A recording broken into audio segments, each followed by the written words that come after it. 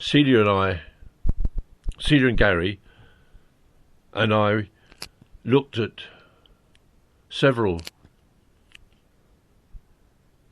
in and around Thamesden where we live, and we eventually decided that the best place was the Charlton Grange Care Home in Shepperton, which was strongly recommended by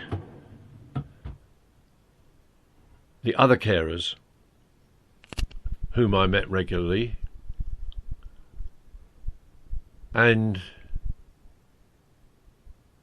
in February of 2023, I arranged for Wendy to move in there. It might not seem relevant now, but at the time, Wendy was still, to me at any rate, an attractive, beautiful, mature woman. She was conscious of her appearance. She liked being well dressed and enjoyed having her hair brushed and combed. It should be understood that no blame or other related to this, and I had been warned to expect it, there was a noticeable deterioration in Wendy's appearance. Her hair became rather straggly. Although it was clean, became rather straggly. She was difficult. Her clothes were selected on the basis of convenience and ease of putting on and taking off. She wasn't wearing a bra, so her shape started to sag, droop, or what you will. And there was a slow but noticeable deterioration in her appearance, and I became very conscious of this. And not combined with her lack of awareness of her surroundings and the people who were looking after her, attending her. It was all very distressing. And here I come to a very real issue. I started asking myself,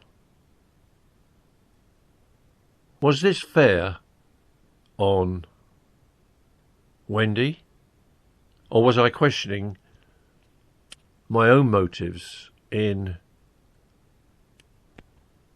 dreading what would happen when we could no longer self-fund her care at the home, and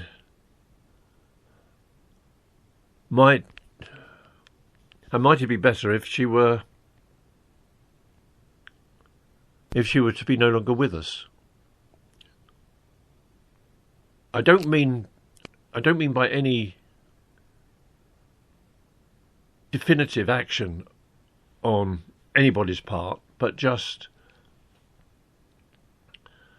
I could see the coruscating effect of having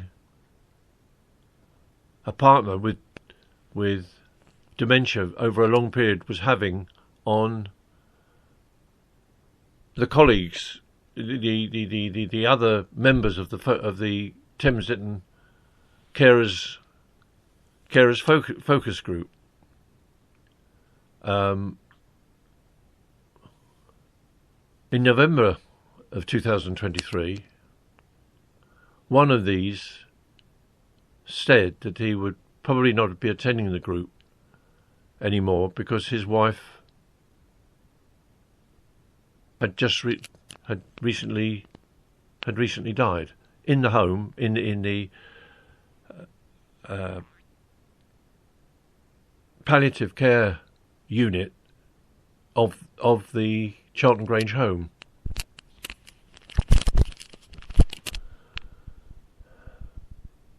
At the same time, the community care unit, for want of a better word, provided by Surrey County Council and Elmbridge Council, was undergoing some changes. So there was a hiatus was proposed for the meeting of the focus group. But I suggested that I suggested to the carer whose wife, the recently widowed carer, that he might just give a talk, or the next time, although he was not going to be a regular attender, he might just give one last talk on his experiences of the wife, of him and his wife, when she died, would be a benefit to the other members, of the focus group. And he said he would think about it, but seemed to be quite warm to the idea. For reasons I find I can't quite explain, I continued to visit Wendy on a regular basis, 3 or 4 times a fortnight, I suppose. I fell into the pattern of trying to be there just before 11 o'clock or 3 o'clock in the day, so that I could help Wendy with the milky drink that she had at that time. And this gave some meaning and purpose to my visits. Don't misunderstand me, I still loved Wendy very much, but I was finding that union increasingly difficult to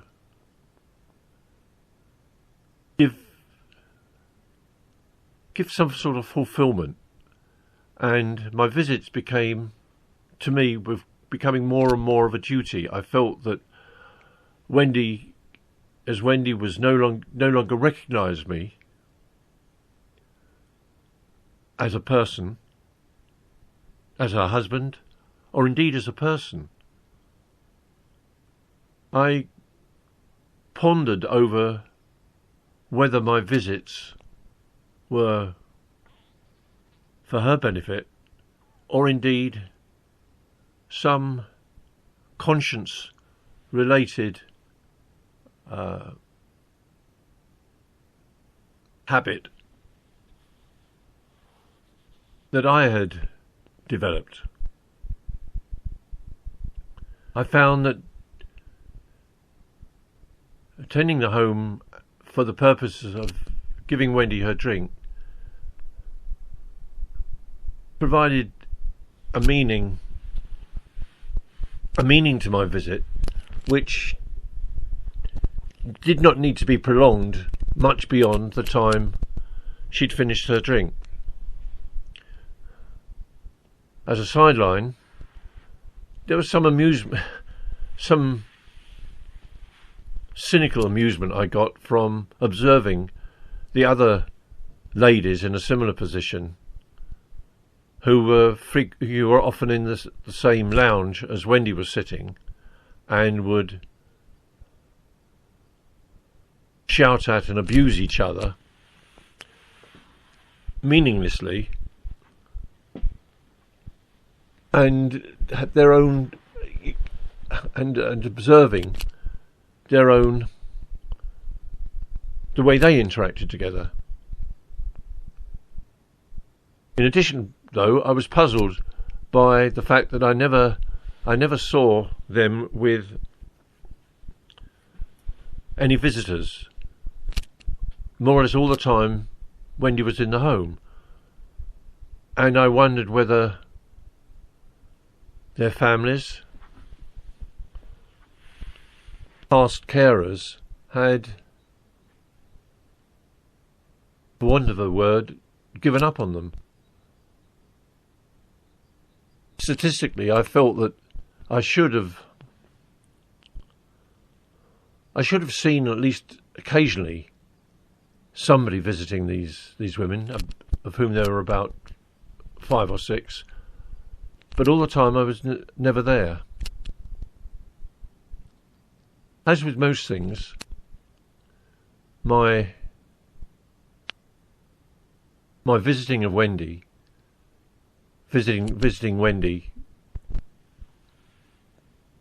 to 1 or 2 times a week fell into a kind of routine that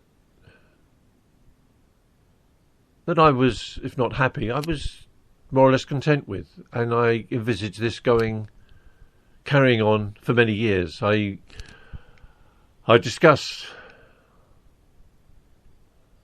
spoke to David and Celia about the possible effects on any inheritance they might have of the cost of Wendy's care, and to their incredible credit, they said that this was hardly a factor in their thoughts of the future.